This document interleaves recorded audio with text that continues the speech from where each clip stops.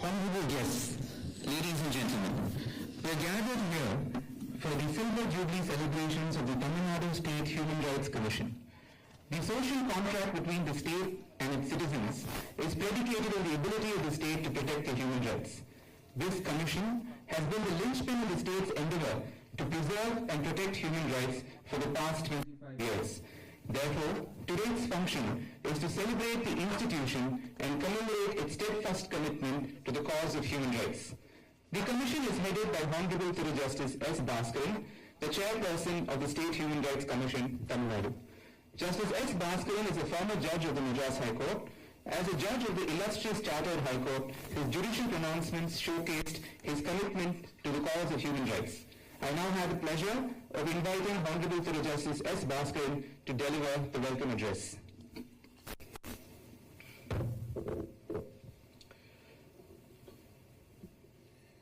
நான் அறிந்த படிகளிலே தமிழ் மொழி போல் எளிதாக எங்கும் காணாமல் பாரதி புகழ் உரைத்த தமிழனை வணங்கிய உரையை தொடங்குகின்றேன். Good morning and warm greetings to the dignitaries on the dais and to all our guests who are present here on this very happy occasion.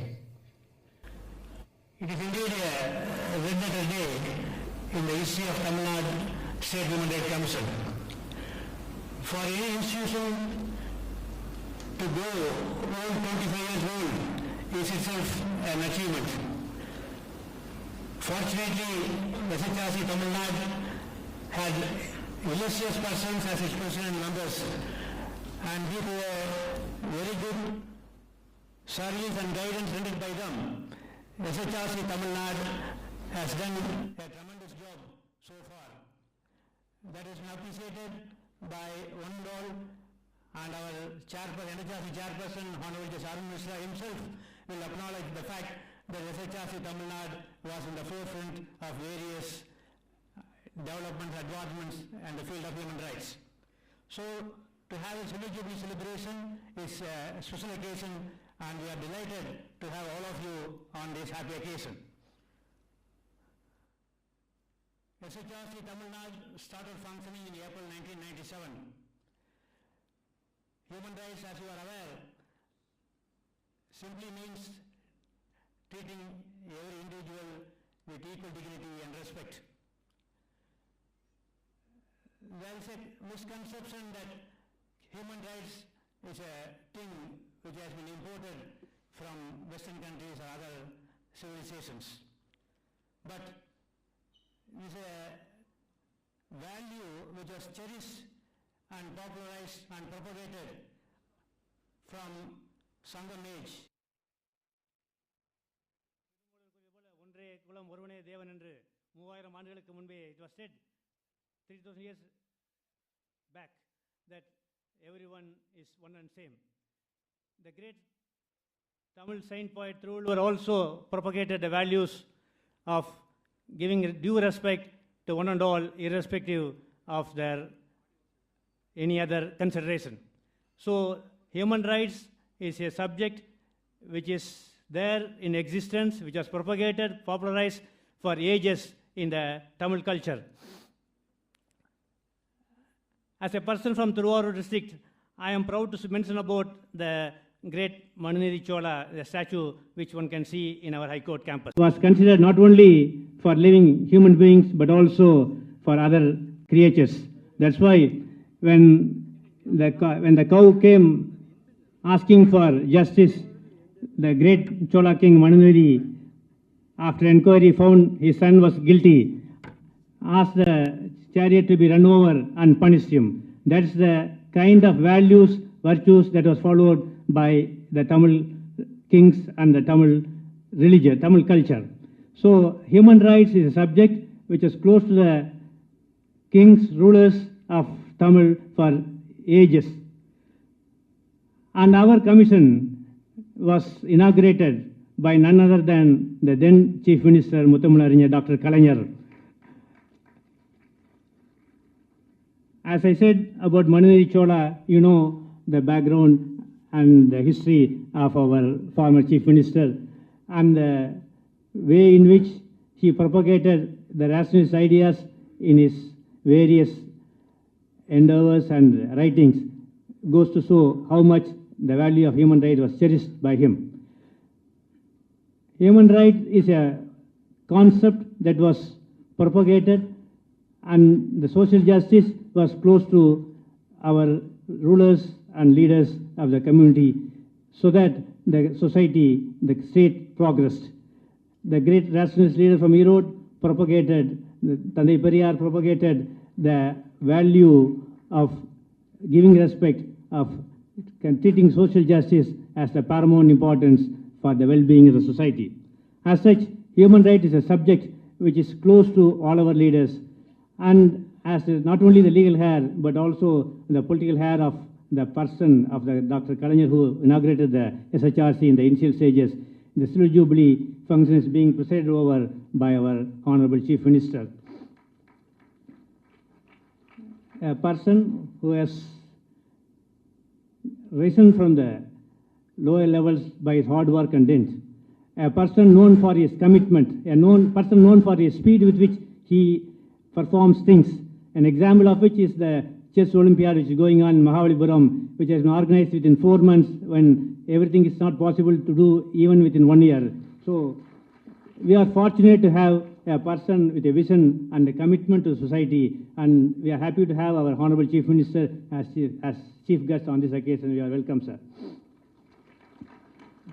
All of us know about the human rights values and how it has been violated at various places. And we have amongst us the most admired, loved, respected judge of the former Chief Justice of the High Court and the presently at the Apex Court, a person who always cherishes his connection with Chennai, and we in Chennai always likes to see his lordship whenever and wherever we get the opportunity.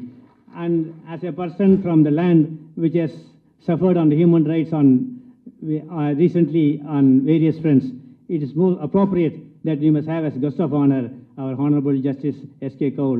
We welcome you, sir. We have our chairperson of NHRC, Honourable Justice Arun Mishra, and he always champions the cause of the people who are in need of protection and well-being. And I am pleased to welcome Honourable Justice Arun Mishra on this occasion. My Lord, the Honourable Chief Justice readily accepted our invitation without any hesitation, and he was graceful enough to come over in spite of various commitments he is having today. I welcome Honourable Chief Justice on this special occasion. Organizing such a function with so much of dignitaries will not be possible unless and until help is extended by the government agencies. We are fortunate to have both the affection and also the இறையும் அருளும் சேர்ந்த இறை அன்பு இங்கே இருப்பதால் எங்களுடைய நிகழ்வு மிக சிறப்பாக இங்கே நடைபெறுகிறது.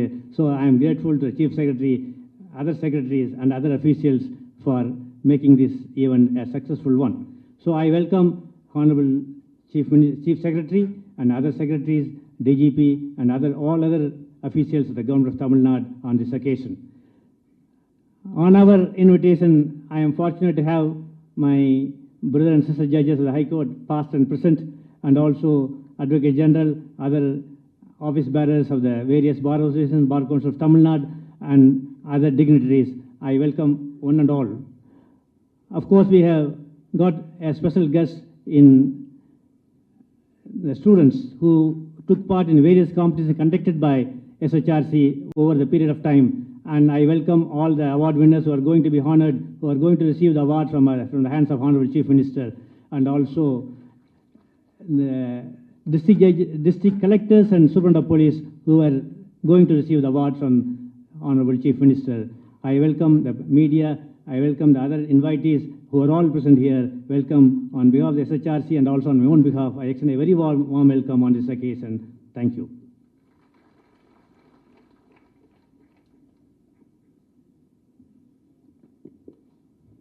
Thank you, sir.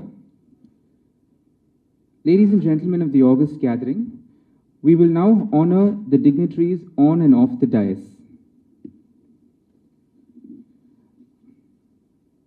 I now request Honourable Thiru Justice S. Bhaskaran, the Chairperson of the State Human Rights Commission, to honor our Honourable Chief Guest, the Honourable Chief Minister of Tamil Nadu, with a memento.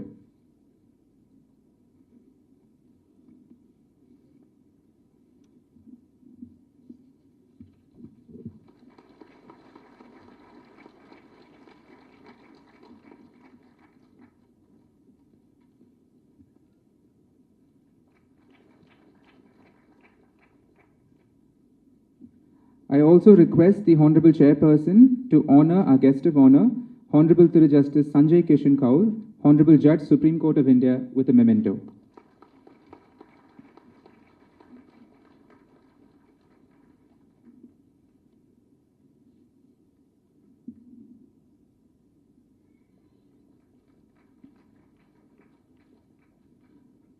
I now request Honourable Thiru D. Jayachandran, Member, State Human Rights Commission, to honour Honourable Thiru Justice Arun Mishra, Chairperson of the National Human Rights Commission, Delhi, with a memento.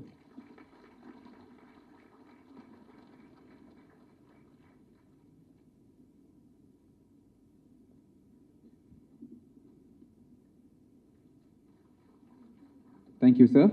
I also request Thiru D. Jayachandran, Honourable Member, to honour the Honourable Chief Justice of the Madras High Court, Honourable Justice Munishwar Nath Bhandari, with a memento.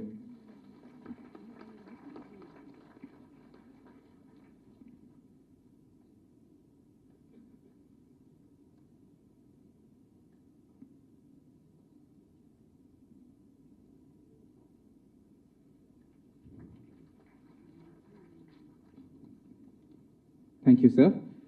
I now request Honourable Dr. A. Chitranjan Mohandas, IAS, Member, State Human Rights Commission, to honour Thiru S. Raghupati, the Honourable Minister for Law, Courts, Prisons and Prevention of Corruption, Government of Tamil Nadu, with a memento.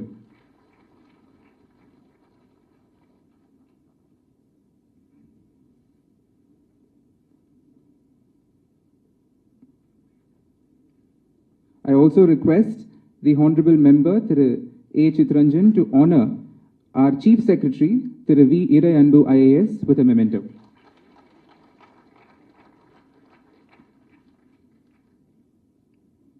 Thank you, sir. I now request Honourable Thiru D. Jayachandran, Member, State Human Rights Commission, to honour the Director of Posts, Chennai City Region, Thiru Somasundaram, IPOS, with a memento.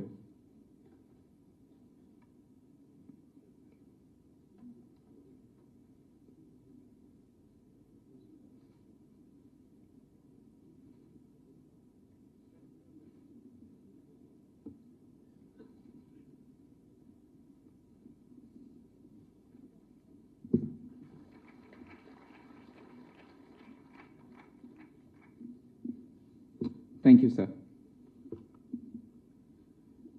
In order to commemorate this momentous occasion, the Silver Jubilee of the Tamil Nadu State Human Rights Commission, the Commission has compiled a souvenir consisting of articles from various dignitaries like Honourable Ministers, Honourable Judges, Honourable Members of Parliament and State Legislature, Senior Advocates, and Academicians.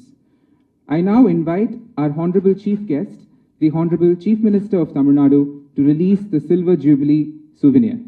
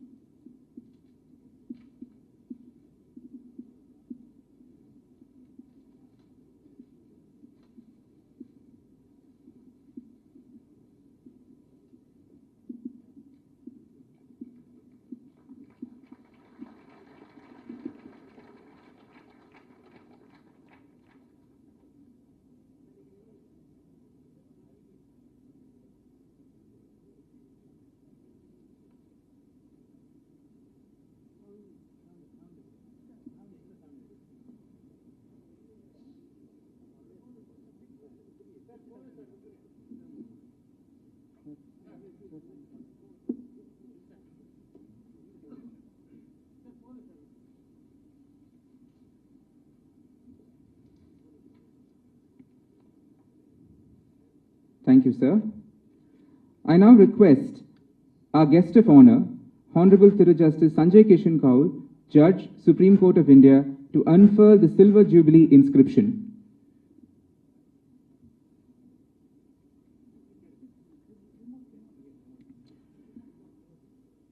From time immemorial, stone inscriptions serve as a mark of events of historical importance. This being a historical event for the State Human Rights Commission, the inscription assumes paramount importance. I now request the Honourable Guest of Honour to unfurl the inscription.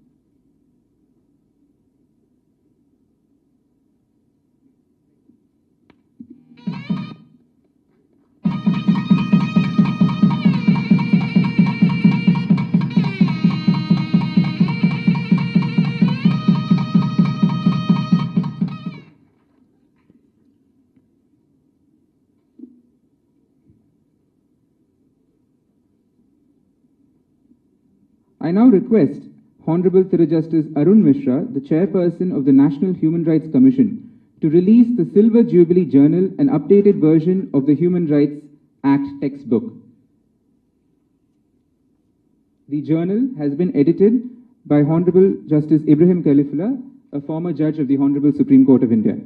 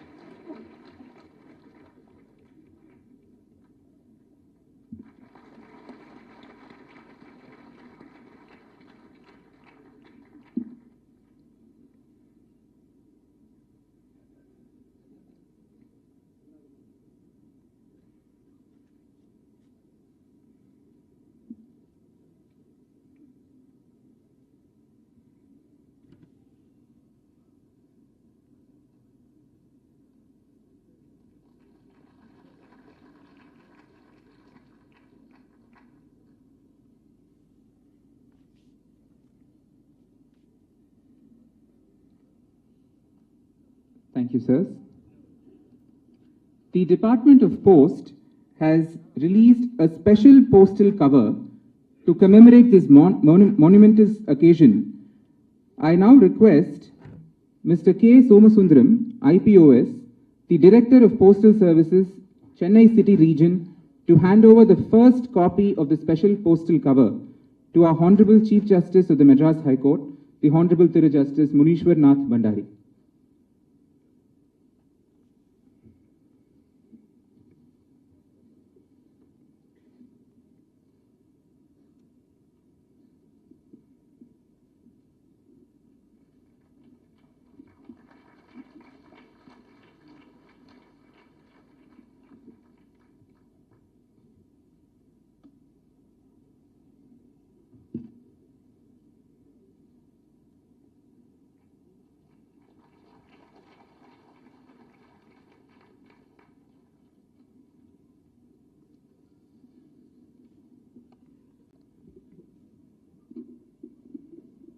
Thank you, sir.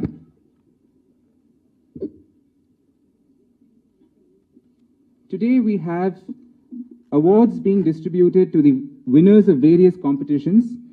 I invite Honourable Thiru D. Jayachandran, the member of the State Human Rights Commission Tamil Nadu to deliver a brief note on the competitions and the various awards being distributed today.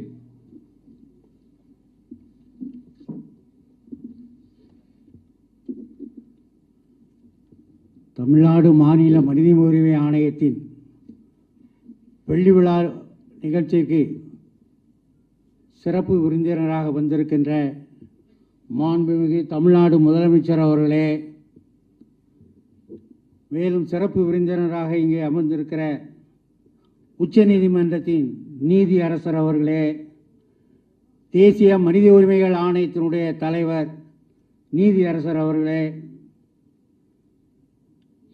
Chennai உயர்நீதிமன்றத்தின் தலைமை நீதிபதி நீதி அரசர் அவர்களே, தமிழ்நாடு அரசின் சட்டத்துறை அமைச்சர் அவர்களே, எங்கள் ஆணையத்தினுடைய தலைவர் அவர்களே, தமிழ்நாடு அரசின் தலைமைச் செயலாளர் அவர்களே, இங்கே எங்கள் அழைப்பை ஏற்று வந்திருக்கிற உயர்நீதிமன்றத்தின் நீதிபதிகளே, காவல்துறை அதிகாரிகளே, வழக்கறிஞர்களே, சமூக ஆர்வலர்களே, மனித உரிமை ஆர்வலர்களே, ஏனைய மாநில மனித உரிமைகள் ஆணையத்தில் இருந்து வந்திருக்கின்ற தலைவர் மற்றும் மெம்பர்களே, உங்கள் அனைவருக்கும் என்னுடைய காலை வணக்கத்தை நான் தெரிவித்துக் கொள்கிறேன். மனித உரிமைகள் பாதுகாப்பு சட்டத்தின்படி தமிழ்நாடு மாநில மனித உரிமைகள் ஆணையம் 1997 ஏப்ரல் 17ஆம் நாள் அமைக்கப்பட்டது. அன்று முதல் இந்த 25 வருட காலமாக இந்த ஆணையம் பாதிக்கப்பட்ட நபர்களிலிருந்து பெறப்படுகிற புகார்களின் அடிப்படையிலும் தாமாக முன்வந்து வழக்குகளை எடுத்து பரிந்துரைகள் செய்கிறது அல்லது வழக்கை தீர்ப்பளிக்கிறது. தமிழ்நாடு முழுவதும் இருந்து பாதிக்கப்பட்ட நபர்களும் அரசு அதிகாரிகளும் சென்னைக்கு வந்து செல்வது மிகவும் காலவிரயமும் பணவிரயமும் ஆகக்கூடாது என்பதற்காக வேண்டி மனித உரிமை ஆணையத்தின் உறுப்பினர்களாகிய நாங்கள் தமிழ்நாட்டிலே திருச்சி, கோயம்புத்தூர், திருநெல்வேலி, மதுரை, கன்னியாகுமரி போன்ற பகுதிகளுக்கு 2 மாதங்களுக்கு ஒரு முறை சென்று வழக்குகளை விசாரித்து வருகிறோம். இந்த ஆணையம் அமைக்கப்பட்ட பொழுது சுமார் 1000 வழக்குகள் தான் ஒரு வருடத்திற்கு வந்தன. ஆனால் இப்பொழுது தொலைக்காட்சி, பத்திரிகைகள் மற்றும் ஆணையத்தினுடைய செயல்பாடுகளின் காரணமாக ஆண்டொன்றுக்கு 13,000 14,000 வழக்கு புகார்கள் பொதுத்துறை அதிகாரிகள் மீது வருகின்றன.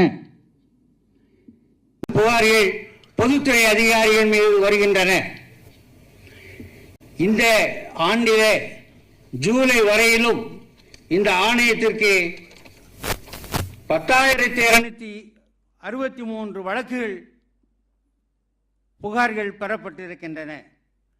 அதைப்போல கடந்த 25 ஆண்டுகளிலே எங்கள் ஆணையத்திற்கு 2,45,280 வழக்குகள் புகார்கள் பெறப்பட்ட அதில் 2,62,74 வழக்குகள் தீர்ப்பளிக்கப்பட்டுள்ளன.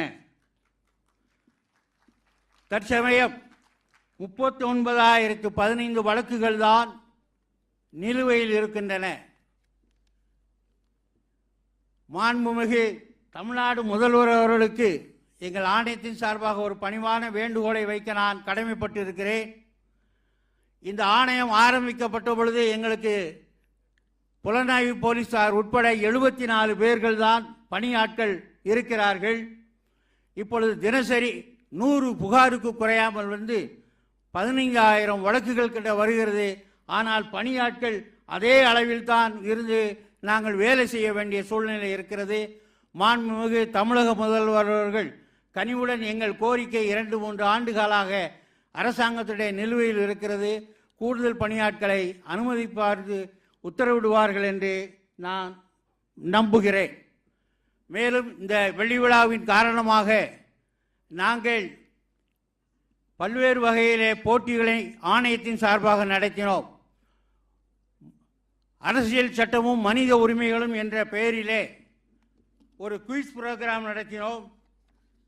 அதிலே பல்வேறு கல்லூரியை சேர்ந்தவர்கள் பங்கு பெற்று அவர்கள் வெற்றியாளர்களாக தேர்ந்தெடுக்கப்பட்டிருக்கிறார்கள்.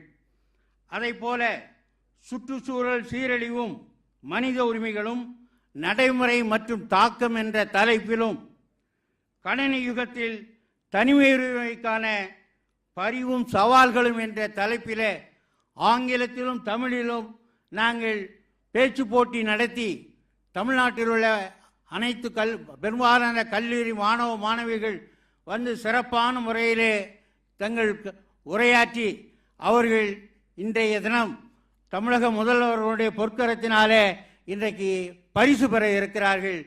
ஆகவே எங்களுடைய ஆணையத்தின் செயல்பாடுகளுக்கு பெருளவிலே மக்கள் மத்தியிலே ஒரு விழிப்புணர்வை ஏற்படுத்துவதற்கு பத்திரிகைகளும் தொலைக்காட்சிகளும் சிறப்பாக செயல்பட்டன. ஆணையம் அரசு எங்களுடைய ஆணையத்தினுடைய பரிந்துரைகளை ஏற்று அவ்வப்போது உத்தரவிடுகிறது. இன்னும் நிலுவையில் இருக்கின்ற பரிந்துரைகளுக்கும் அரசு நிச்சயமாய் நடவடிக்கை எடுக்கும் என்று கூறி வாய்ப்புக்கு நன்றி கூறி விடைபெறுகிறேன். நன்றி, வணக்கம்.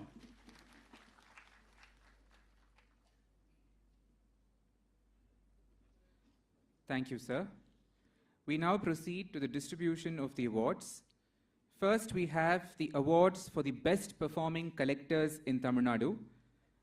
I call upon Ms. B. Gayatri Krishnan, IAS, Collector Thiruvarur, to receive the award from our Honourable Chief Minister.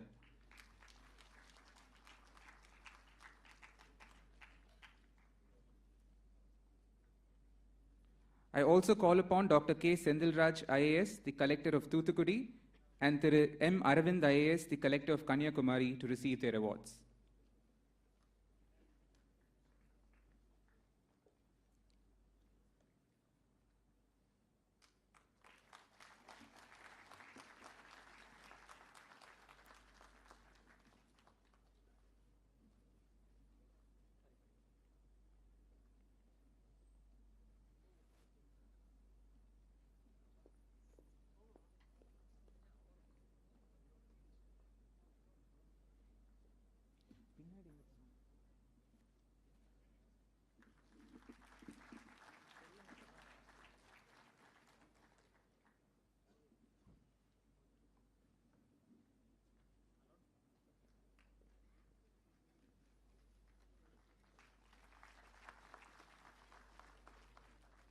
Thank you, sirs.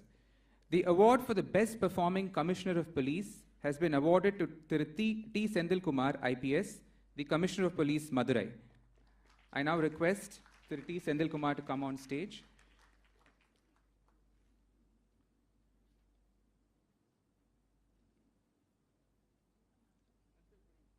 Thank you, sir.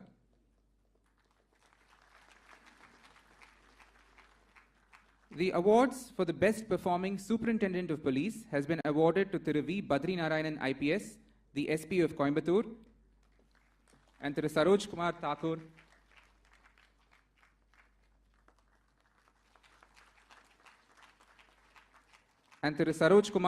IPS, the SP of Krishnagiri.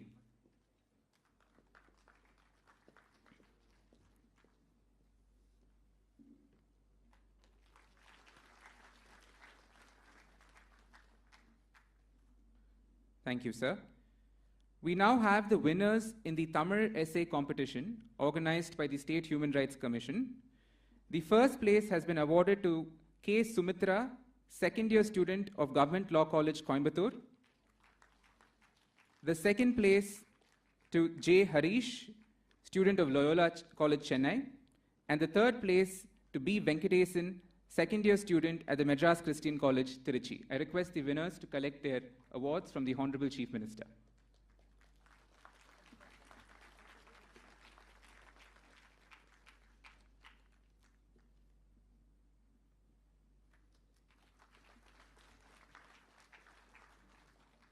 Thank you, sir. We now have the distribution of prizes for the winners in the English essay competition conducted by the Human Rights Commission. The first place has been awarded to M. Trisha, first-year student in Agurchand Manmul Jain College, Chennai. The second place to S. Subhashini, student of the same Agurchand Manmul College in Chennai.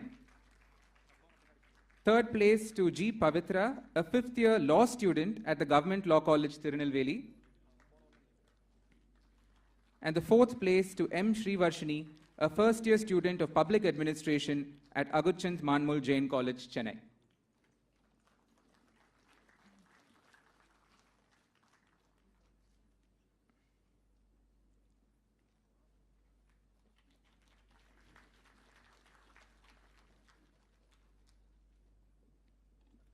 We now have the distribution of awards for the winners in the speech competition. The first place goes to Joshua Emmanuel Samuel of the VIT School of Law, Chennai. Second place to Lilish Sundaram, the Savita School of Law, Chennai. Third place to N. Asmita from the VIT School of Law, Chennai. The fourth place to Krishna Aditya from the Savita School of Law, Chennai. And the fifth place to Sharda Priya Balaji from the School of Law, Wales University.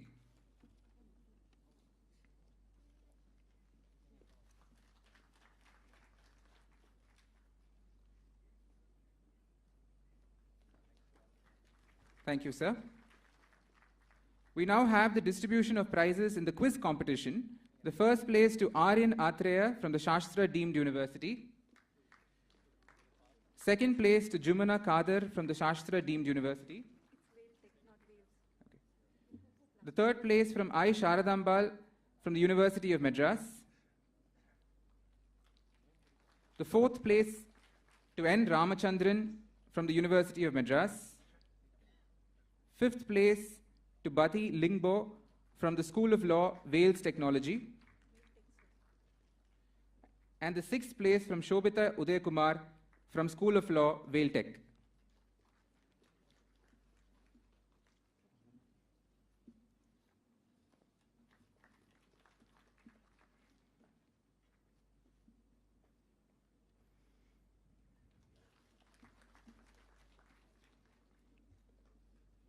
I thank our Honourable Chief Guest for distributing the awards, and congratulations to all the winners.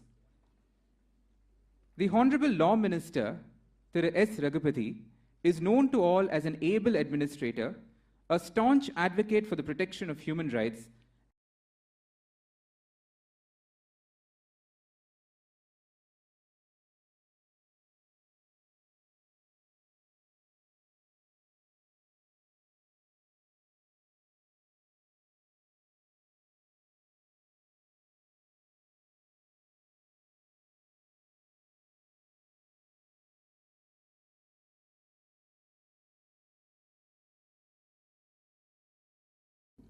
Tamil Nadu மனித உரிமைகள் ஆணையத்தினுடைய வெள்ளி விழா நிகழ்ச்சியிலே முதன்மை விருந்தினராக பங்கேற்றிருக்கும் சட்டம் நீதி ஆகிய இரண்டையும் தன்னுடைய இரண்டு கண்களாக எண்ணி சட்டத்தின் ஆட்சியை நீதியின் மூலம் நிலைநாட்டுவதற்காக நிலைநாட்டி அமைதி பூங்காவாக நம்முடைய தாய் திருநாடாம் தமிழ்நாட்டினை உருவாக்கி கொண்டிருக்கின்ற தமிழகத்தினுடைய ஈடு இணையில்லாத முதலமைச்சர் எங்களுடைய மாண்புமிகு தளபதி அவர்களே, இந்த விழாவிலே தலைமை விருந்தினராக பங்கேற்றிருக்கும் உச்ச நீதிமன்றத்துடைய நீதியரசர் மாண்புமிகு சஞ்சய் கிஷன் கவுல் அவர்களே, இந்திய மனித உரிமைகள் ஆணையத்தினுடைய தலைவர் மாண்புமிகு நீதியரசர் அருண் மிஸ்ரா அவர்களே, சென்னை உயர்நீதிமன்றத்துடைய தலைமை நீதியரசர் மாண்புமிகு முனீஸ்வர்நாத் பண்டாரி அவர்களே, நிகழ்ச்சியிலே பங்கேற்றிருக்கிற உயர்கல்வித்துறையினுடைய அமைச்சர் மாண்புமிகு கா பொன்முடி அவர்களே,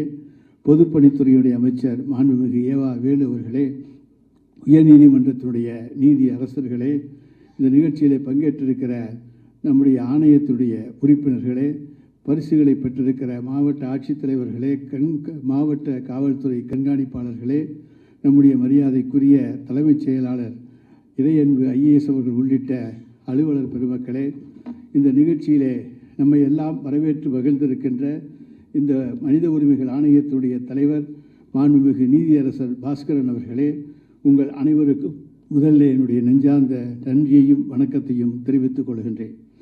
மனிதன் மனிதனாக பிறந்த காரணத்தால் அவனுக்கு கிடைத்த மற்றும் கிடைக்க வேண்டிய அடிப்படையான விட்டுக் கொடுக்க முடியாத, மறுக்கவும் முடியாத உரிமைகளையே மனித உரிமைகள் என்று குறிப்பிடுகின்றோம். எனவே மனித உரிமை அவரவர் பிறப்புரிமை, அதனை மதித்து நடப்பது அனைவரின் முதல் கடமை. அவை யாராலும் தனிப்பட்ட முறையிலே உருவாக்கப்பட்டதல்ல, யாராலும் பிரிக்க முடியாத, பறிக்கப்பட்ட முறையிலே உருவாக்கப்பட்டதல்ல, யாராலும் பிரிக்க முடியாத, பறிக்க முடியாத, பிளக்க முடியாத உரிமைகளாக அவை விளங்கி கண்ணியமான மனித வாழ்க்கைக்கு அடிப்படையாக திகழ்கின்றன. அனைவரும் சமம், equality before law and equal protection of laws என்பதுதான் இன்றைக்கு மனித உரிமை ஆணையத்தினுடைய முதல் தத்துவமாகும். இதைத்தான் நம்முடைய திருவள்ளுவர் அவர்கள் பிறப்புக்கும் எல்லா உயிர்க்கும் என்ற அடிப்படையில் இருந்து மனித உரிமைகள் ஆணையத்தினுடைய அனைத்து செயல்பாடுகளையும் துவக்கி இருக்கிறார் என்பதை இங்கே மகிழ்வோடு நாங்கள் குறிப்பிட விரும்புகின்றோம். உரிமைகளை பாதுகாக்க வேண்டும் என்கின்ற நிலை வரும்போது நம்முடைய மாண்புமிகு தமிழக முதல்வர் அவர்கள், அவருடைய அரசு எப்போதுமே முன்னிலையில் நிற்கும் என்பது நாம் அனைவரும் அறிந்த ஒன்றாகும். பெண்களுக்கும் சொத்திலே சம உரிமை உண்டு என்று சட்டம் இயற்றி சமூக நீதியை காத்தது நம் தலைவர் கலைஞர் தலைமையிலான அரசாகும். Tamil Nadu is the first state to give share for women in joint family and co-possessory property as early as in 1989 itself, even before the union government to bring any law in this regard. August 15 விடுதலை நாள், இதை யாரும் மறக்க முடியாது. ஆனால் அந்த விடுதலை நாளிலே ஒவ்வொரு மாநில முதலமைச்சரும் கொடியேற்றலாம் என்கின்ற அந்த உரிமையை ஒன்றிய அரசிடமிருந்து போராடி வாதாடி பெற்றுத்தந்து இந்திய ஒன்றியத்தில் இருக்கின்ற மாநில முதல்வருடைய உரிமையை காத்தவர் நம்முடைய மாண்புமிகு தமிழ்நாடு முன்னாள் முதலமைச்சர் தலைவர் கலைஞர் அவர்கள் ஆவார்கள். எனவே எல்லோருடைய மனித உரிமைகளையும் காக்க வேண்டும் என்பதிலே திராவிட அரசு, நம்முடைய திராவிட மாடல் அரசு முன்னெடுத்து கொண்டிருக்கிறது என்பதற்கு இது ஒரு எடுத்துக்காட்டாக அமைந்திருக்கின்றது. அந்த வழியிலே வந்த நம்முடைய மாண்புமிகு தமிழக முதலமைச்சர் அவர்கள், அவருடைய தலைமையிலான இந்த அரசு சட்டம், சட்டக்கல்வி, வழக்கறிஞர்கள் நலன், நீதி பரிபாலனம் ஆகிய அனைத்திலும் மிகவும் அக்கறை கொண்டுள்ளது. தமிழக மக்கள் மனித உரிமைகளை முழுமையாக பெற்று சுதந்திரமாக வாழ வேண்டும் என்ற சீரிய நோக்கத்தோடு தமிழக அரசு செம்மையாக செயல்பட்டு வருகிறது. மனித உரிமைகள் ஏதாவது பாதிக்கப்படும் சூழ்நிலை இருந்தால் மாண்புமிகு தமிழக முதலமைச்சர் தான் முதல் ஆளாக அங்கே ஓடோடி வந்து அதை காப்பாற்றி பாதுகாப்புகின்ற பாதுகாவலராக விளங்குகிறார் என்பது இங்கே குறிப்பிடத்தக்க ஒன்று.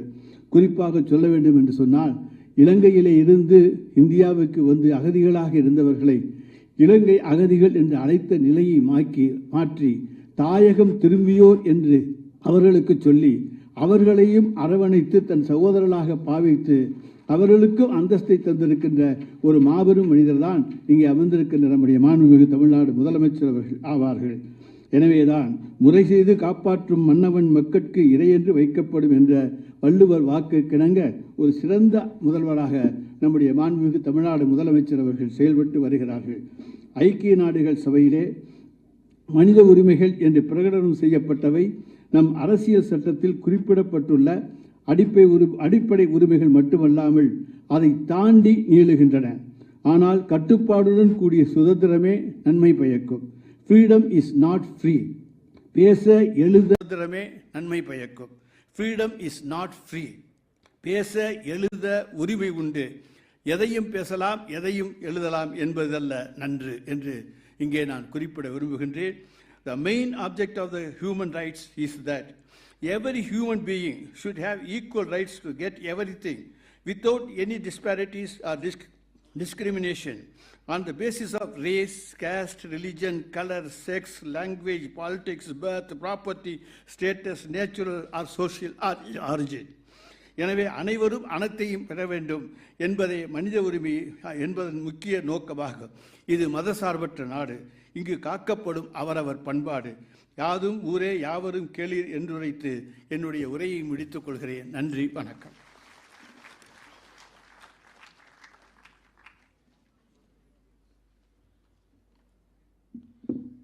Thank you, sir. The Honourable Thiru Justice Munishwar Nath Bandari, the Honourable Chief Justice of the Madras High Court, is a popular Chief Justice. His Lordship holds court with an ever-present smile, We have been witness to His Lordship's wit and compassion within and outside the courtrooms. It is my honor to invite the Honourable Chief Justice of the Madras High Court, Honourable Justice Munishwar Nath Bhandari, to deliver the special address.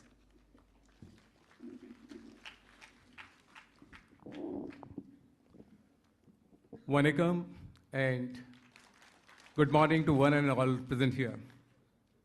Honourable Chief Minister of Tamil Nadu, Mr. M.K. Stalin, Honourable Justice Sanjay Kishan Kaul, Judge Supreme Court, Honourable Justice Arun Mishra, Chairperson, National Human Rights Commission, and fortunately, even my chief in Rajasthan. So that's a great occasion for me. Mr. S. Raghupati, Minister of Law, Government of Tamil Nadu, Mr. Justice S. Bhaskaran, Chairperson, Tamil Nadu State Right Commission, Chairperson of Human Rights Commission across the country, Dr. V. Reddy Anbu, Chief Secretary of the Government of Tamil Nadu, Mr. D. Jayachandran, and Dr. A. Chittaranjan Mondos, members of Tamil Nadu State Human Rights Commission, member of Human Rights Commission across the country present here, District Collector of the States, D. Vijay Karthikeyan, Secretary of State Human Rights Commission, Superintendent Police, students representing various colleges, members of media, and today the winners and all those who are honored today, other degrees of the dais, including Justice Kafiullah, present here, ladies and gentlemen. I am delighted to be part of SilverJubliee celebration of Tamil Nadu State Human Rights Commission. At the outset, I congratulate the State Human Rights Commission on its Silver Jubilee and appreciate the role of Commission set in inception 1997. It is towards promotion and protection of the human rights, particularly vulnerable groups, including women and children, persons with disability, elderly persons, and others. I commend the effort of the Commission in spreading human rights literacy and awareness among the various sections of the society through publication, media, seminars, and other available means. In the words of Mother Teresa, and I quote, "Human rights are not privileges conferred by the government. They are every human being's entitlement by virtue of his humanity." Unquote. Humanity is the main theme for the human right, and for that, Human Rights Act was released, a broad mandate to Human Rights Commission, which includes inquiries into the instance of the human rights violation by the public servant. It is also the research supporting efforts to increase awareness about the human rights, inspection of the police lockups, prison and juvenile homes, etc. At that stage, I would request, because chairperson of the Human Rights Commission of different states are also present, remaining a member of Juvenile Justice in Rajasthan High Court, I've seen that children home and observation home under the Juvenile Justice are in pathetic condition. They are required to be seen because those child who are in need of care and protection or are in conflict with law are brought there, housed in the children home or observation home. If the condition is not improved, they run away from the homes, getting involved again in the crime. And therefore, to address the issue, we had evolved a device, and I would request all the chairperson of different state commission here to involve certain enterprises, the person who has to contribute towards the CRS, to adopt the houses, because we cannot look at the government every time. What we did is, we have given houses, children home and observation home, adoption to the industries. It is hardly few bucks they are required to spend, but with that, the homes were brought to a condition where the children brought there was not in a position or was not eager to leave. He was having all basic facility. This is one area which is required to be addressed, because after violation of the human rights, if somebody is coming to the commission, you would be addressing the problem he has faced. But we have to address prior to it, and therefore my request would be, and I urge the Human Rights Commission to address that issue also. Human Rights Commission has contributed greatly in human rights of India, despite certain limitations, structural and practical. The Human Rights Commission has played a potential role to protect the rights. Whether the Commission could contribute more to the exploitation of the needy people is slightly debatable issue. The Human Rights Commission, in my view, have to be given teeth and power to their effective management. The main limitation that Commission report are recommended in nature, rather mandatory for compliance, and without adequate power to enforce the decision. The lack of authority often results in oversight, rejection of the recommendation, or partial compliance, or delayed compliance. This is one gray area which is required to be addressed by the government. Despite a huge infra, a platform given to protect the human rights, the people come to the high courts under the PIL to seek protection, whether it is a custodial death or any other human right infringement. This can be avoided when we strengthen the institution with adequate power. I'm told that matter is pending, but it needs to be expedited. I would urge all those who are present here to advocate empowerment of human rights commissions with whatever powers they require to give effective mechanisms to implement their recommendation. Otherwise, the platform given to everyone who is suffering from human rights would look at the courts instead of the human rights. Courts, definitely they can come, but it remains expensive and at times time-consuming also. The easy platform is available with Human Rights Commission, and to make effective, again I would urge that it should be taken up on priority so that we make this institution to be very, very effective. Otherwise, recently, the court has taken account and Justice Call addressing one of the issues regarding the grant of bail in the case of Jubee's case had taken care of those who are kept behind the bars indefinitely or are not extended the benefit. This is not per se a violation of human rights, but if we go and see the condition of the prison, again, we need to address that issue also. The condition may be good. And recently, I was a member attached to NALSA and SALSA, visited certain prison. The condition was again pathetic. That is required to address because we need to restore the humanity. The person who is suffering should have adequate facility, but invariably it is lacking. Therefore, that is one area which is also required to be addressed. And at the end, let me conclude by reiterating that we remain steadfast for our commitment to take all possible steps to ensure fullest enjoyment of the basic human rights of our people, including an inclusive, suitable development. India is building a better and fairly society at home. It is also contributing to be better and fairly world.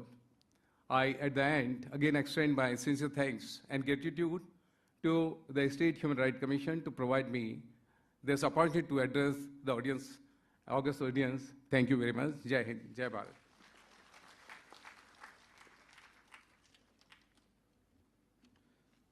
Thank you, my lord. Honourable Justice Arun Mishra, the Honourable Chairperson of the National Human Rights Commission, is known to the entire nation as an eminent jurist in all fields of law. His Lordship has delivered several landmark judgments of national importance on the bench of the Honourable Supreme Court. The National Commission's functioning has been revamped and enthused under His Lordship's leadership as the Chairperson and now has a new lease of life. It is our privilege to have His Lordship with us today. I now invite Honourable Justice Arun Mishra, the Chairperson of the NHRC, to deliver the special address.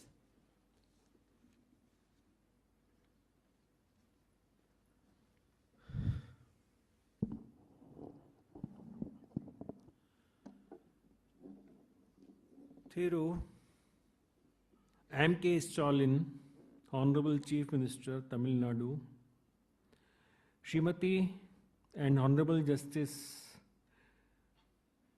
Sanjay Kishan Kaul, Judge Supreme Court of India, just my esteemed colleague, brother, Chief Justice Madras High Court, Thiru Shri Munishar Nath Bhandari, Minister for Law, Thiru S. Raghupati, Chairperson, State Human Rights Commission, Tamil Nadu, Thiru Justice S. Bhaskaran, members of the State Human Rights Commission, Thiru D. Jayachandran, Dr. A. Chittaranjan Mohandas, my colleague, Dr. Mulle, Shri Rajiv Jain, my former colleague, Justice Khalifullah, sitting judges of the Honourable High Court, former judges, other chairmen from the various State Human Rights Commission members, prize winners, students, other ladies and gentlemen, advocates, and other dignitaries, members of media present here. Today is a great occasion, not only because we are celebrating 25th year of the establishment of State Human Rights Commission, but we are celebrating the cause of being a human, which is most important cause behind it. I thank Chairperson of the State Commission to give me an opportunity to be here and share the dice. Thank you. As all of us know, and we have the pride in that India is the largest vibrant democracy of the world. People will wonder, world over, how this democracy is successfully functioning. In all diversity, cultural,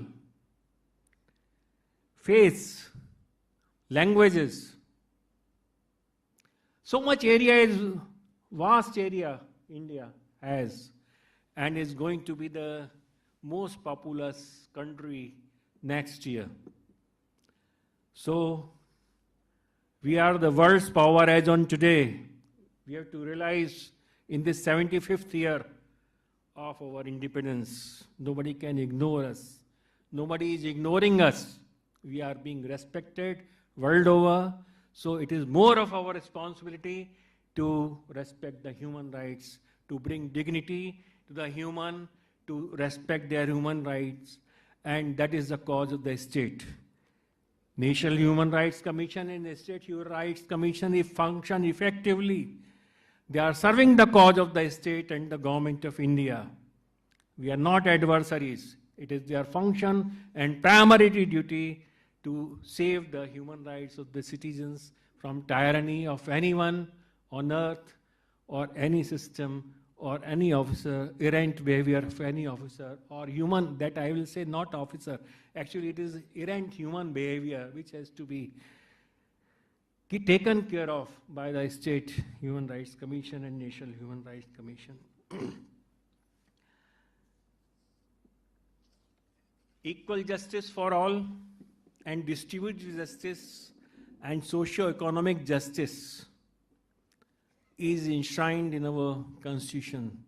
Those who have remained deprived of for centuries, we have to give them justice, ameliorative hand, and what they had been deprived of, so as to make them equal with us.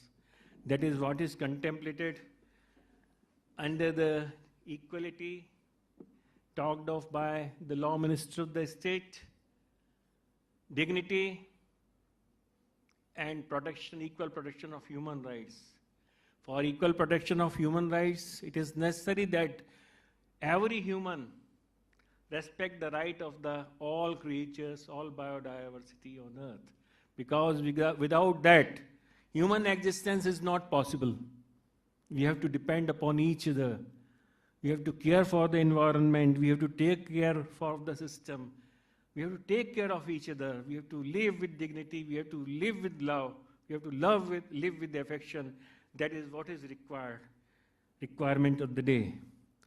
Indian ethos and culture is a chapter right from beginning. 5,000 years ago, we find it is totally embedded with human rights, you see. If we go for globalization concept, 5,000 years ago we find Vasudhaiva Kutumbakam concept in our scriptures.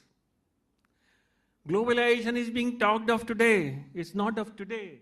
For Indian culture, it is 5,000 years old concept. So Vasudhaiva Kutumbakam. And then we see Sarve Bhavantu Sukhina. Gautam Buddha spread ahimsa. Jain Dharma filtered evils of which came in the Hindu Dharma, refined. Sikh Dharma further refined it. We are the assimilation. We have the power of, Hindu culture has the power of assimilation of all religions, all cultures, all languages. That is the power of India. That is the spirit of India. That is the culture of India. So, when we go to Mahabharata age, we find civil liberties in a political system have to be protected by the king or the ruler. Two, Mahabharata is a glaring, salutary example of the human rights. During the day, battle will be fought. In the evening, they will visit each other's camps, enemies' camps, look after the injured, wounded persons and take care of them, talk for compromise, talk for the solutions. That is the culture of POWs, injured soldiers, which was there earlier and during time of Mahabharata. And then we see in Ramayana epic, Ram restrained Lakshmana from using weapon of mass destruction, is stating that these weapons should used ordinarily, very sparingly, when only there is no other way out. He stopped Lakshman from destructing the masses by using destructive weapons. That is the culmination of India's policy of no first use of atomic energy. We'll not use the atomic energy first. We'll use it as only in self-defense.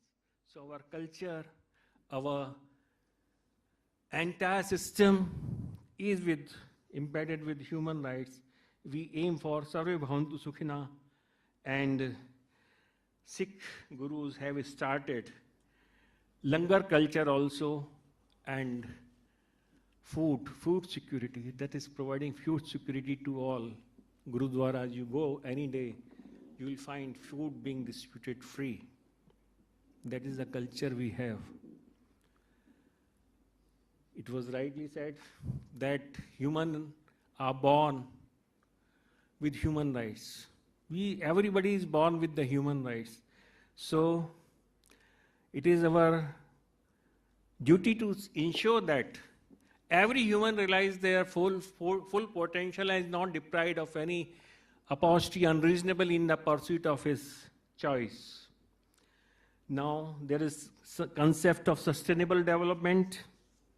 Sustainable development earlier used to be measured only in terms of the GDP. Now it is progressive and inclusive. Qualitative improvement of human is aimed by the sustainable development. And sustainable development has to take care not only of the today, but the development should be one that we should not extract the resources to such an extent so that they may fall short for the future generation as well. We have to ensure this planet Earth. We have to ensure that material resources of the natural resources remains intact for them. Business and human rights is another concern of the day. With advent of globalization and multinational companies, now we see superior bargaining power again taking place. In this is a duty of the state, and corporate responsibility has been fixed under the Corporate Social Responsibility in the Companies Act, Kempa Fund established by the Supreme Court for afforestation purposes, but its use has to be still seen. When I was in Supreme Court dealing with this matter, I saw that fund is still not being used by the state government for the purpose of afforestation. It has to be used. It is a responsibility to a business establishment to see that human rights are not violated and there is no degradation of environment take place, since the state has taken off its hand from most of the sectors and labor's rights are protected. Now, government has come up not only with the statutory changes, but GEM portal is there, which provides that certain percentage of procurement should be done from the SC, ST and women-led entrepreneurs. That is a kind of ameliorative hand which is required to be extended to the deprived section of the society to make them equal. COVID-19 has taught us various lessons. Even today, we are going with the patents of the vaccine. Now, this has to be pondered by the courts and various human rights institutions world over, whether intellectual property rights should prevail over the patents of the vaccines and life-saving drugs when poor cannot afford them. They are not, patents should be protected, whether such patent of life-saving drugs, vaccine should be protected or they should be available to the one and sundry throughout the world, not only in India. Though India has contributed on its part, but the question mark still remains. World is facing various challenges as on today of environmental degradation, climatic change, warming. No state is capable of meeting all these single-handedly. All stakeholders, all its machinery has to work together. I am very happy that certain officers have been awarded the prizes today. You are doing their job very well. Others are doing their job very well, but that is not enough. Once we are human, the best creature of the God, let us take a vote together on this day when we are celebrating the 25th year of the State Commission establishment. Then let us take a vote that will serve the humanity more effectively, and the schemes will not remain on the paper, law will not remain on the paper. It will be implemented as any law which remains on the paper, non-implementation, injurious to the democracy and the rights of the people, and is an unconstitutional act. We have to take a lead from the Ratlam municipality case in this matter. We have to wipe off tear from each and every eye. In such circumstances, when we are put State Human Rights Commission role and National Human Rights Commission role assumes significance. In particular, State Human Rights Commission are more effective. They have to take up public issues, local issues of environment, health, hygiene. There are hot spots in every city. You have to take care of that. We have to take care of that. Delhi is also having hot spots. Gazipur landfill sites. These are the sites which are there, which should not exist in the towns. People are dying. This is inhuman. So we have to rise to the occasion. Such a beautiful machinery government has provided to State Human Rights Commission. World over it is not there. There is no parallel Human Rights Commission. Go to any country. not so much work is being done by in any country. So I expect more intelligence from the State Human Rights Commission, and now in order to remind the responsibility to the civic bodies who are failing to discharge their duties, as was found in Ratlam municipality case also, even basic minimum safety gears are not provided to the septic tank workers. Now we have issued the notices to those authorities why you should not be criminally prosecuted. They have to ultimately be responsible to the needs of the human, responsible to the statutory discharge of their duty. And to provide safety gears is not only constitutional, but is integrally connected to the right to life. Similar is their other duties. Now, since we have learned a lot from COVID pandemic, I'll say in the last, we have gone online, but at the same time, digital divide has to be taken care of. That has come to the fore. People we could not reach due to digital divide. How to take care of them is one of the matter to be pondered by all of us, particularly by the state functionaries. Recovery process from the shock of pandemic is an opportunity to set the stage at global level for more inclusive, equitable, and friendly world anchored in human rights.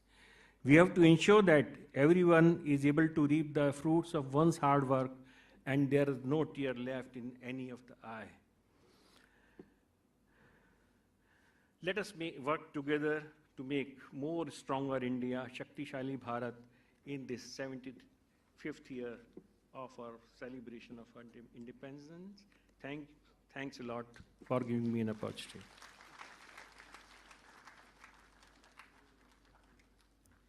Thank you, my lord, for those truly illuminative words.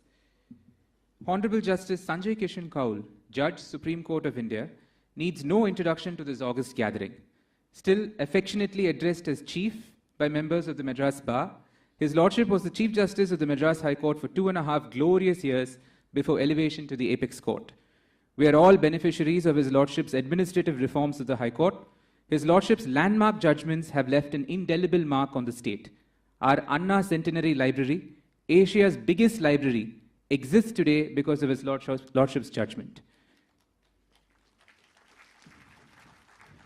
His Lordship is known to all as a wise but equally compassionate judge, tempering justice with empathy and mercy. It is my personal privilege to welcome His Lordship to deliver the keynote address.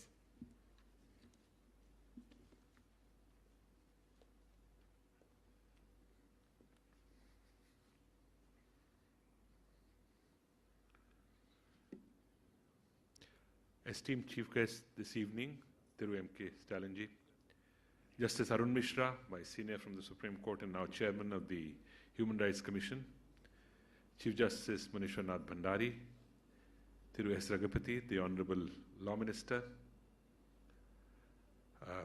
Justice Bhaskaran, Chairperson of the State Human Rights Commission, Dr. V. Irayanabu, Chief Secretary, Government of Tamil Nadu, Honourable D. Jayachandran and Honourable Dr. A. Chitranjan Mohandas, members of the State Human Rights Commission, Tamil Nadu, my family of brother judges here, Justice Khalifullah, members of the bar, students and recipients of the award, ladies and gentlemen. Ungalil Uruv Nida Miranda Vanakam.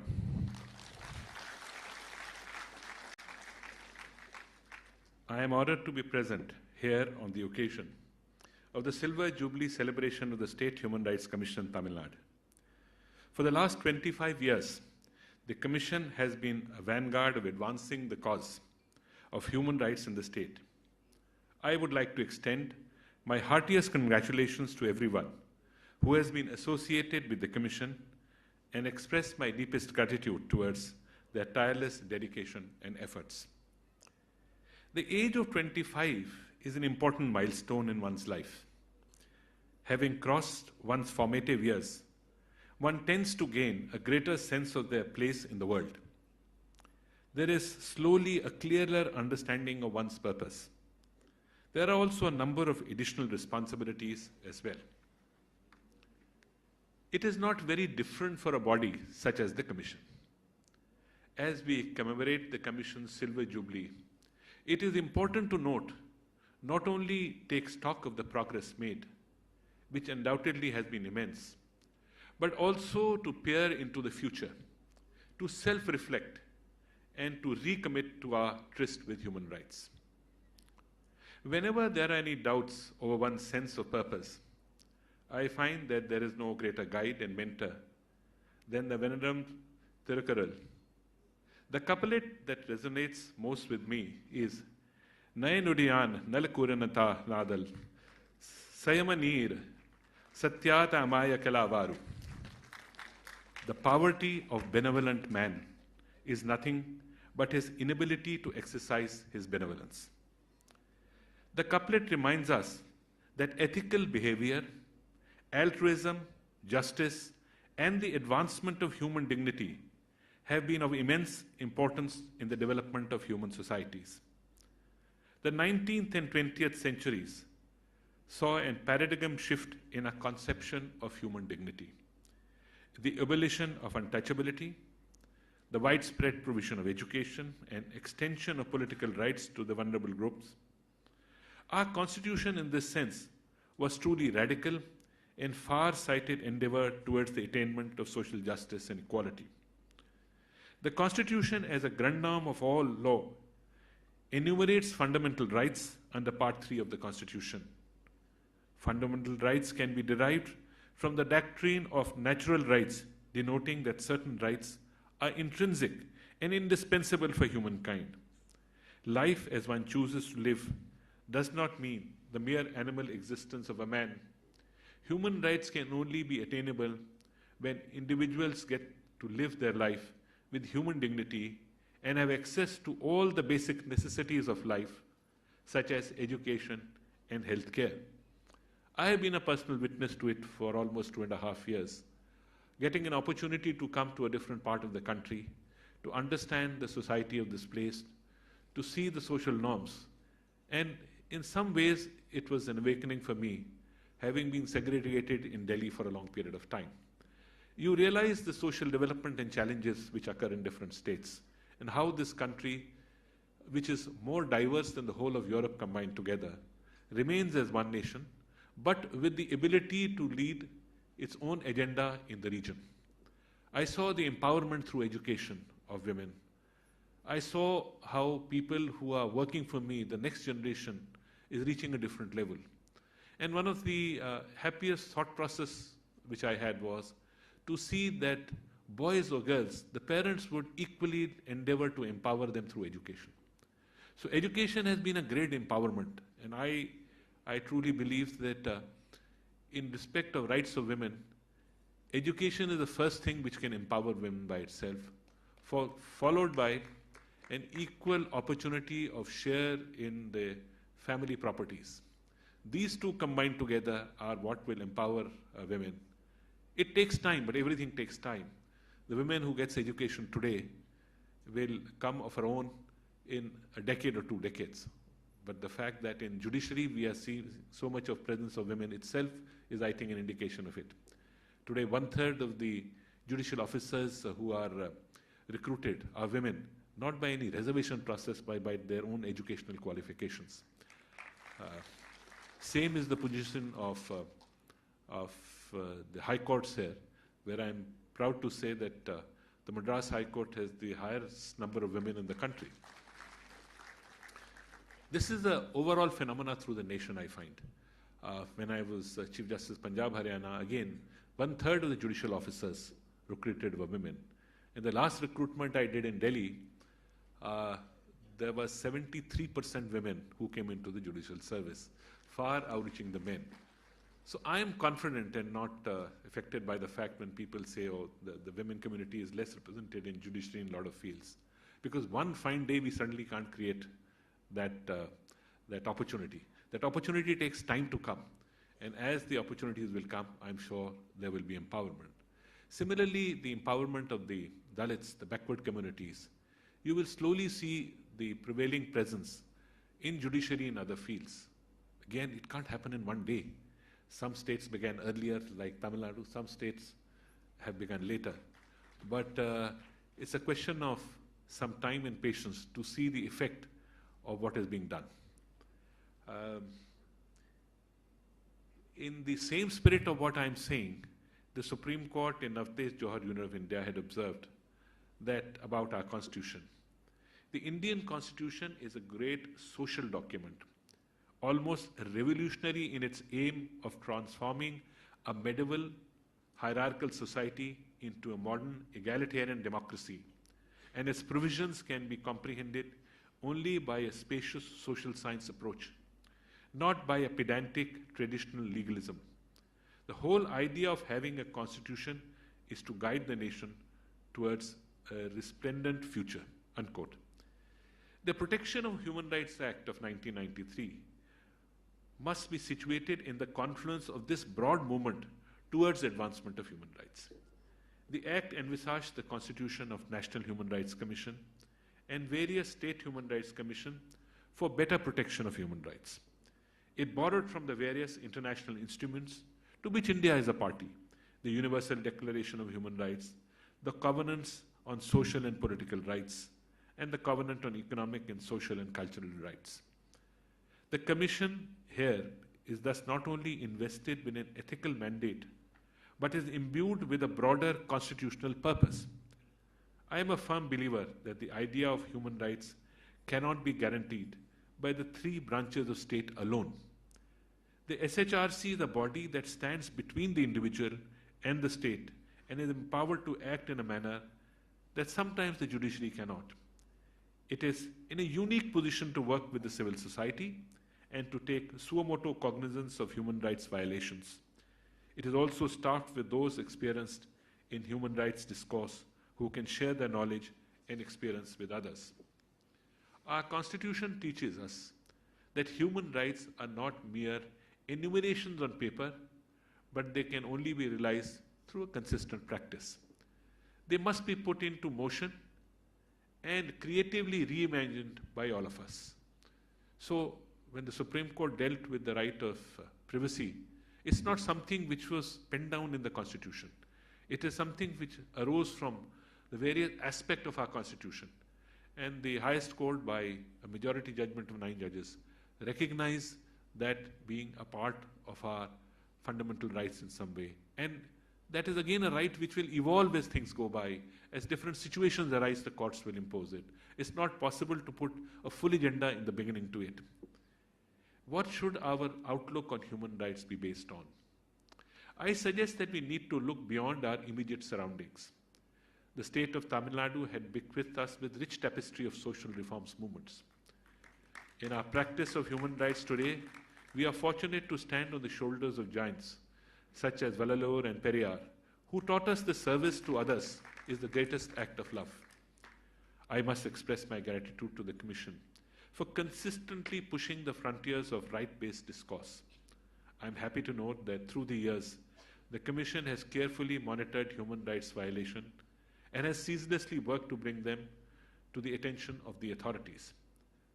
These have included instances of illegal detentions, inaction by the police, and custodial torture. The Commission has also been instrumental in running training programs on human rights and related issues. I strongly believe that in a country like ours, such programs are necessary to build a sensitivity towards the rights, freedoms, and responsibilities enumerated in our Constitution.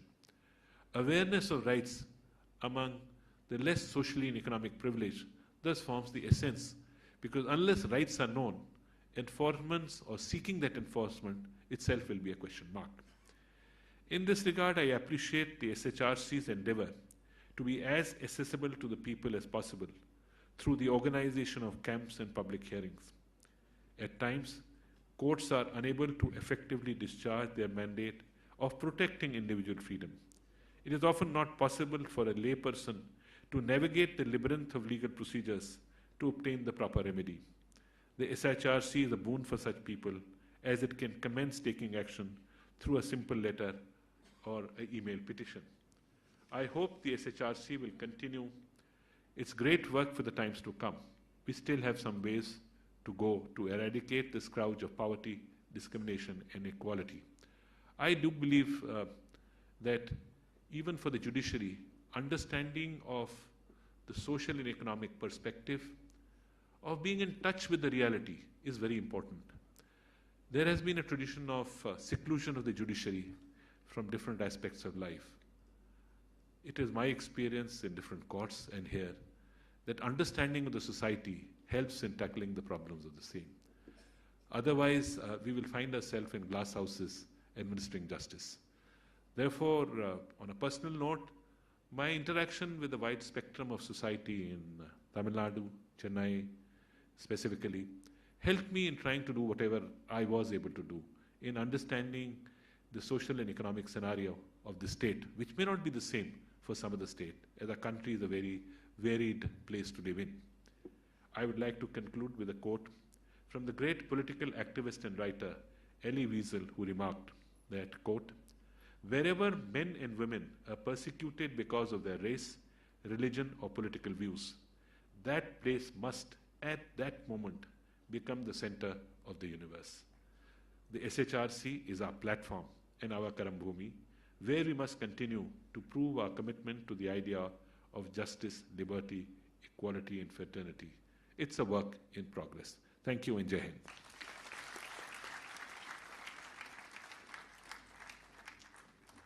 Thank you, my lord, for those inspirational words. முறை செய்து காப்பாற்றும் மன்னவன் மக்கட்கு இறையென்று வைக்கப்படும். A ruler who rules by law will be equal to the divine for his people. இக்குறள் நம் மாண்புமிகு முதலமைச்சருக்கு சால பொருத்தம். The Honourable Chief Minister is a firm believer in the rule of law, and the cornerstone of rule of law is the protection of human rights. The Honourable Chief Minister has shown his exemplary commitment to the protection of human rights with his policies. His advocacy for the cause of human rights is not limited to this state or indeed our country.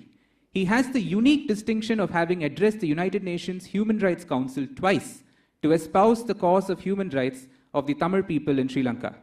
One of the fundamental obstacles to human rights is the exclusion of people on social and economic grounds, and the Honourable Chief Minister's focus on social justice policies seek to obliterate these exclusions. It is my personal honour and privilege to invite the Honourable Chief Guest for today's function, the Honourable Chief Minister of Tamil Nadu, to deliver the presidential address.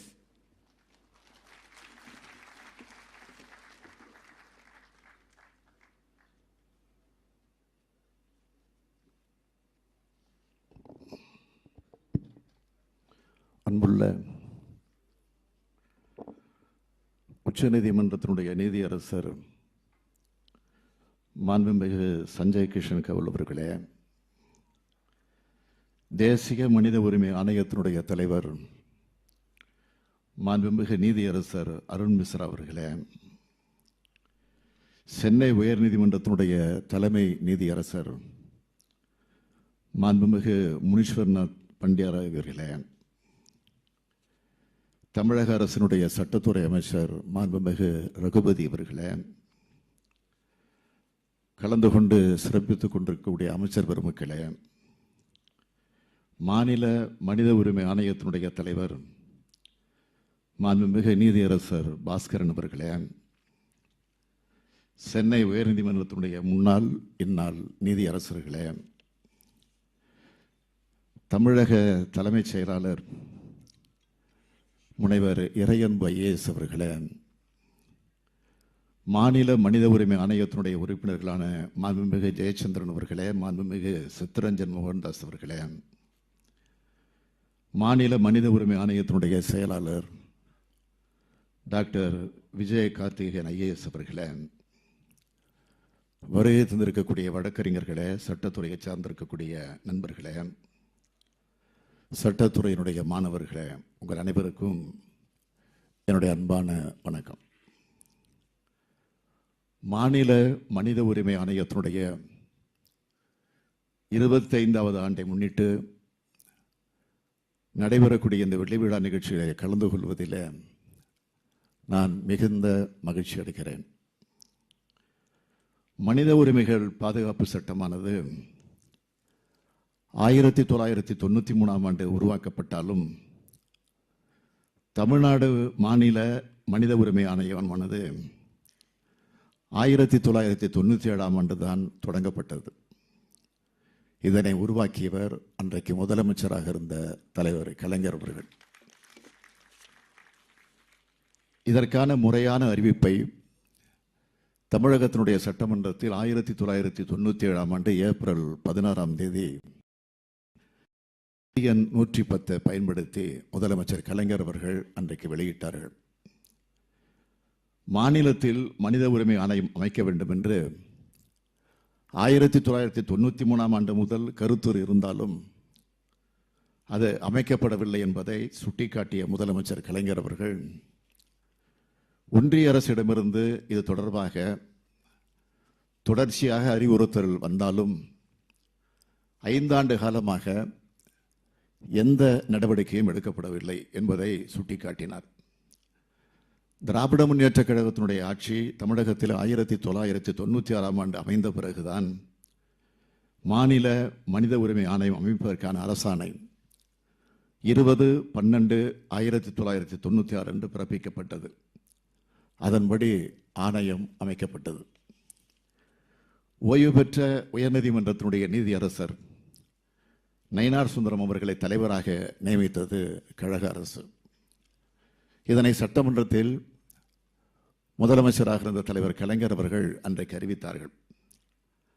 அதன்படி உருவாக்கப்பட்ட மாநில மனித உரிமை ஆணையத்தினுடைய வெள்ளி விழாவைத்தான் இன்று நாம் இங்கே கொண்டாடி கொண்டிருக்கிறோம்.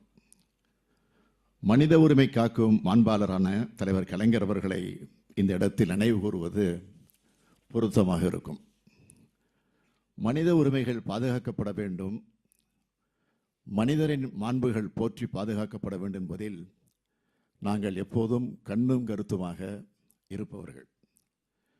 தந்தை பெரியார் அவர்கள் முதலில் தான் உருவாக்கிய அமைப்புக்கு சுயமரியாதை இயக்கம் என்றுதான் பெயர் சூட்டினார். சுயமரியாதை என்பது ஒவ்வொரு மனிதருக்கும் உயிரினும் மேலானது. மனித உரிமைக்கு அடித்தளமானதும் சுயமரியாதை தான். சுயமரியாதை, தன்மானம், மனிதநேயம், மனித உரிமைகள் ஆகிய அனைத்தும் ஒரு பொருளை தரக்கூடிய வேறு வேறு சொற்கள் தான்.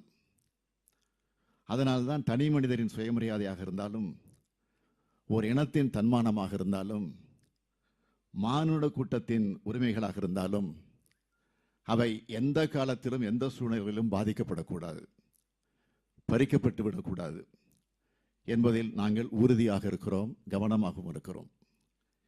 இவையெல்லாம் ஏதோ அரசியல் கட்சியின் கருத்துக்கள் மட்டுமல்ல, அரசியலமைப்பு சட்டம் சொல்வதும் இதனைத்தான். அரசியலமைப்பு சட்டத்தின் மிக மிக அடிப்படையான அம்சம் என்பது மனித உரிமைகள் தான். சமத்துவ உரிமை, பேச்சுரிமை, எழுத்துரிமை, எண்ணங்களை வெளியிடக்கூடிய உரிமை, ஒன்று கூடக்கூடிய உரிமை, பணிகள் செய்யும் உரிமை, மத சுதந்திரம், கல்வி உரிமை, சொத்துரிமை, பாதிக்கப்பட்டால் அதற்கான தீர்வு காணக்கூடிய உரிமை ஆகிய பல்வேறு உரிமைகளை அரசியலமைப்பு சட்டம் சொல்கிறது. அதனை காக்கும் பொறுப்பும் கடமையும் அனைத்து அரசுகளுக்கும் உள்ளது. அந்த கடமையிலிருந்து நாங்கள் ஒரு நாளும் தவற மாட்டோம் என்ற உறுதியை நான் இங்கே தருகிறேன். எனது தலைமையிலான நமது அரசு சட்டத்தின் அரசாக, நீதியின் அரசாக, சமூக நீதியின் அரசாக செயல்பட்டு வருவதை நீங்கள் எல்லாம் நன்றாக அறிவீர்கள். எனவேதான் நீதித்துறையின் கோரிக்கையை உடனுக்குடன் நிறைவேற்றி கொடுத்து வருகிறோம். தமிழ்நாடு வழக்கறிஞர்கள் சேமநல நிதியானது 7 லட்சம் ரூபாயிலிருந்து 10 லட்சம் ரூபாயாக உயர்த்தப்பட்டது. நீதித்துறையினுடைய உட்கட்டமைப்பு தேவைகளுக்காக பல்வேறு நீதிமன்றங்கள் அமைக்கும் வகையில் சென்னையில் 4.24 ஏக்கர் நிலத்தை நீதித்துறைக்கு அரசு வழங்கியுள்ளது. 9 மாடி கட்டடம் கட்ட 20 கோடி ரூபாய் நிதி ஒதுக்கீடு செய்யப்பட்டுள்ளது. இந்த வரிசையிலே பல்வேறு கோரிக்கைகளை நிறைவேற்றி தர நாங்கள் தயாராக இருக்கிறோம். நீதித்துறையினுடைய நீடித்த சிறப்பான செயலாக்கத்துக்கு ஒத்துழைப்பு நல்கக்கூடிய வகையில் இந்த அரசு பல்வேறு நடவடிக்கைகளை தொடர்ந்து எடுத்து வருகிறது. மாநில மனித உரிமை ஆணையத்தின் இந்த வெள்ளி விழா ஆண்டை முன்னிட்டு சில அறிவிப்புகளை நான் வெளியிட விரும்புகிறேன். ஆணையத்தில் உள்ள காலி பணியிடங்கள் விரைவில் நிரப்பப்படும். பணியாளர்களுடைய எண்ணிக்கை அதிகரிக்கப்படும். இங்கு பேசிய உறுப்பினர் சொன்ன அந்த கோரிக்கையின்படி ஆணையத்தின் விசாரணை குழுவில் காவல்துறையினுடைய எண்ணிக்கை போதுமானதாக இல்லை என சொன்னார். இது குறித்தும் விரைவில் ஆய்வு செய்து முடிவு செய்யப்படும். அதேபோல் மனித உரிமைக்காக தொடர்ந்து குரல் கொடுப்பவர்கள், விளிம்பு நிலை மக்களின் உரிமைக்காக போராடி வருபவர்களையும் இதில் எப்படி பயன்படுத்திக் கொள்வது என்பது குறித்து ஆராயப்படும். மாநில மனித உரிமை ஆணையத்தின் இணையதளம் தமிழில் உருவாக்கப்படும். மனித உரிமை தகவல்கள் அனைத்தும் அனைத்து மக்களிடையே சென்றடைய தமிழ் மொழிபெயர்த்து வெளியிடப்படும். மனித உரிமை கொள்கை கோட்பாடுகள் குறித்தும் அதனை எந்த வகையில் பின்பற்ற வேண்டும் என்பது குறித்தும் அனைத்து தரப்பினருக்கும் அறிவுறுத்த பயிற்சி முகாம்கள் ஏற்பாடு செய்யப்படும். எந்த ஒரு தனிமனிதனின் உரிமையும் மீறப்படக்கூடாது. எத்தகைய சமூகமும் எதன் பொருட்டும் இழிவுபடுத்தக்கூடாது. இதற்கு காரணமான யாரும் சட்டத்தின் பார்வையிலிருந்து தப்பிவிடக்கூடாது. இவை மூன்றும் தான் இந்த அரசினுடைய மனித உரிமை கொள்கை என்பதை இந்த நிகழ்ச்சியின் வாயிலாக நான் அறிவிக்க கடமைப்பட்டிருக்கிறேன். உச்சநீதிமன்ற உயர்நீதிமன்ற நீதியரசர்கள் பங்கேற்கக்கூடிய இந்த நிகழ்ச்சியில் எனது சில கோரிக்கைகளை முன்வைக்கவும் நான் விரும்புகிறேன். பொதுமக்கள் மற்றும் வழக்கறிஞர்கள் நலனை கருத்திலே கொண்டு உச்சநீதிமன்றத்தினுடைய கிளை சென்னையில் அமைய ஏற்பாடுகள் செய்யப்பட வேண்டும். சென்னை உயர்நீதிமன்றத்தினுடைய வழக்காடு மொழியாக தமிழ் மொழி ஆக்கப்பட வேண்டும். இவை சட்டத்தின் ஆட்சியில் மக்களின் கோரிக்கைகளாக இவை அமைந்துள்ளன. இக்கோரிக்கைகளை சில மாதங்கள் முன்பு உச்சநீதிமன்றத்தினுடைய தலைமை நீதிபதிகள் பங்கேற்ற நிகழ்ச்சிகள் நான் முன்வைத்ததுதான். இருப்பினும் மீண்டும் அவற்றை இங்கு வலியுறுத்த நான் நினைவூட்ட விரும்புகிறேன். இங்கு வந்து நம்மை கௌரவித்திருக்கக்கூடிய மாண்புமிகு நீதிபதிகள் அவற்றை தமிழ்நாட்டுக்கு நிறைவேற்றி தரவும் உங்கள் அனைவரின் சார்பில் நான் அவர்கள் அன்போடு கேட்டுக்கொள்கிறேன். நீதித்துறையை பொறுத்தவரை நான் இங்கே கோரிக்கை வைப்பவனாகத்தான் வந்திருக்கிறேன் என்பதை நீதியரசர்கள் அறிவார்கள் என்று நான் நம்புகிறேன்.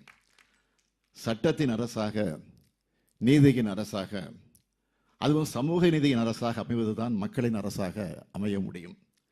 எல்லாருக்கும் எல்லாம் என்ற சமூக நீதி தத்துவத்தை உள்ளடக்கிய திராவிட மாடல் அரசை நாங்கள் நடத்தி வருகிறோம்.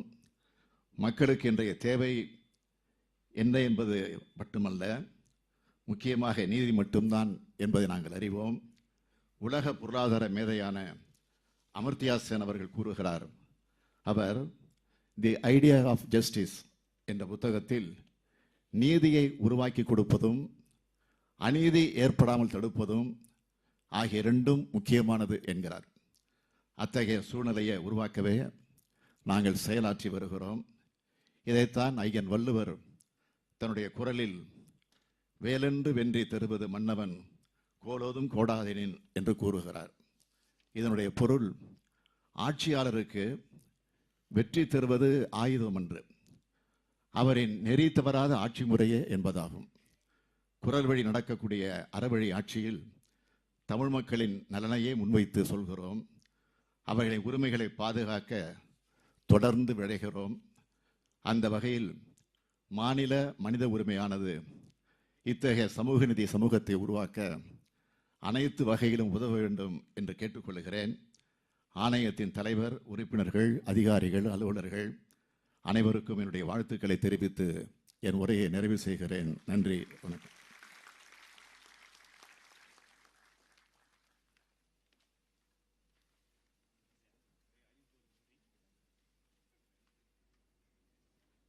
நன்றி ஐயா. Honourable Dr. A. Chitranjan Mohandas is a retired IAS officer with decades of experience in the fields of public administration. I now invite Honourable Dr. A. Chitranjan Mohandas, member of the State Human Rights Commission, to deliver the vote of thanks.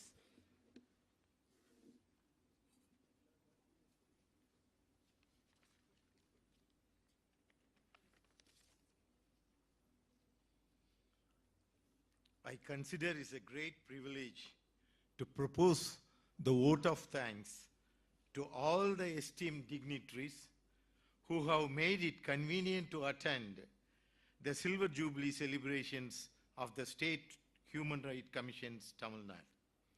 I thank the Honourable Chief Minister of Tamil Nadu, மாண்புமிகு முதலமைச்சர் அவர்கள், for accepting our invitation and for making the time to be present here today. மனித உரிமைகள் என்பவை எவரும் தருவதல்ல, நம்மில் நாமே உணர்ந்து பெறுவது எனும் இலச்சினையோடு 25 ஆண்டு வெள்ளி விழா கொண்டாடும் மாநில மனித உரிமைகள் ஆணையத்தின் சார்பில் நன்றி மிக பாராட்டி மகிழ்கின்றேன். ஆட்சிப் பணிகள் 1000 இருந்தாலும், வெள்ளம் பெருக்கெடுத்து வெருட்டினாலும், நோய் தொற்று தொடர்ந்து வருத்தினாலும், தமிழக முதல்வராய் பொறுப்பேற்றுக் கொண்ட நாள் முதல் மாநில மனித உரிமைகளை காக்கும் கண்ணியத்தை கண்ணென காக்கின்ற மாண்புமிகு தமிழின முதல்வர் அவர்களுக்கு தலைவணக்கம் படைத்து போற்றுகின்றது மாநில மனித உரிமைகள் ஆணையம். ரஷ்ய புரட்சிக்கு வித்திட்டு மனித உரிமைகளை காத்து மறைந்த பெருந்தலைவர் ஸ்டாலின் பெயரை தனக்கு பெற்றுக்கொண்டு கண்ணியத்தை காக்கும் கடமை பூண்டு எல்லோருக்கும் எல்லாம் எனும் சமத்துவத்தையும் எவரும் எண்ணி பார்க்காத திட்ட உதவிகளை செய்து தரும் மாண்புமிகு முதல்வருக்கு செய்யாமல் செய்த உதவிக்கு வையகமும் வானகமும் ஆற்றல் அரிது என்ற குரலையே நன்றி காணிக்கையாக்கி மகிழ்கிறது மாநில மனித உரிமைகள் ஆணையம். We deem it an honor to have him deliver the presidential address and to release the souvenir and to give away the awards. I thank Honourable Thiru Justice Sanjay Kishan Kaul, Supreme Court of India, for gracing the occasion by his presence. We thank him for delivering the keynote address and for opening the Silver Jubilee inscription. It is our privilege to have us with the chairperson of the National Human Rights Commission, Honourable Thiru Justice Arun Mishra, as we celebrate the Silver Jubilee of the State Human Rights Commission, Tamil Nadu. Thank you, Your Honour, for your valuable inputs and warm felicitation and for releasing the Silver Jubilee Journal and the updated version of the Human Rights textbook. I thank the Honourable Chief Justice of Madras High Court, Justice Munishwarnath Bandari, for accepting our invitation and for gracing this occasion with his presence. We thank him for releasing the special postal cover and for delivering the special address. I thank Honourable Minister for Law, Courts, Prisons and Prevention of Corruption, Government of Tamil Nadu, for responding to our invitation and for the special address delivered today. I also thank respected Dr. V. Irayanbu IAS, Chief Secretary, Government of Tamil Nadu, for his presence. On the occasion of the Silver Jubilee of the Tamil Nadu State Human Rights Commission, we are privileged to have Honourable Thiru Justice S. Bhaskaran as the chairperson of the commission. We thank you, Your Honour, for your valuable contribution to this occasion. I thank Honourable D. Jayachandran, Member SHRC, for presenting a brief note on the activities on the occasion of the Silver Jubilee celebration. I take this opportunity to thank all the chairpersons, members of the respective State Human Rights Commission. I also thank this opportunity to thank Dr. Mahesh Kumar Rathod, IPS, IG, SHRC, Dr. Vijay Karthikeyan, IAS, Secretary, SHRC, Thiru Maheshwaran, IPS, SP, SHRC, every staff and official of Tamil Nadu SHRC for their contribution in making today's celebration a success. Finally, I thank all the media persons and the police officials for their presence and cooperation in conducting the function. Lastly, I am thanking the Honourable Minister for Higher Education and Honourable Minister for Public Works Department who has participated in this function. Finally, I thank the Honourable Chief Minister, மாண்புமிகு முதலமைச்சர் அவர்கள் எங்களுடைய கோரிக்கையை ஏற்று நான் விரைவில் செய்து தருவேன் என்று ஆணையிட்டதற்காக நன்றி கலந்த வணக்கத்தை தெரிவித்துக் கொள்கிறேன்.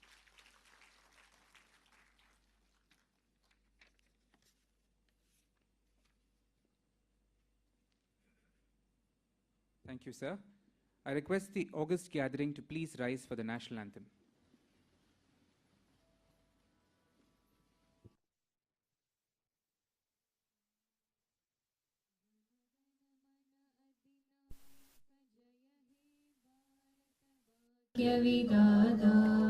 पंजाब सिंध गुजरात मराठा द्राविड उत्कल बंगा विंध्य हिमाचल यमुना गंगा उच्चल जलधि तरंगा तब शुभ नामे जाहे तब शुभ आशीष माहे गाहे तब जय गाथा जनगण मंगलदायक जय हे भारत भाग्य विधाता जय हे जय हे जय हे जय जय जय जय हे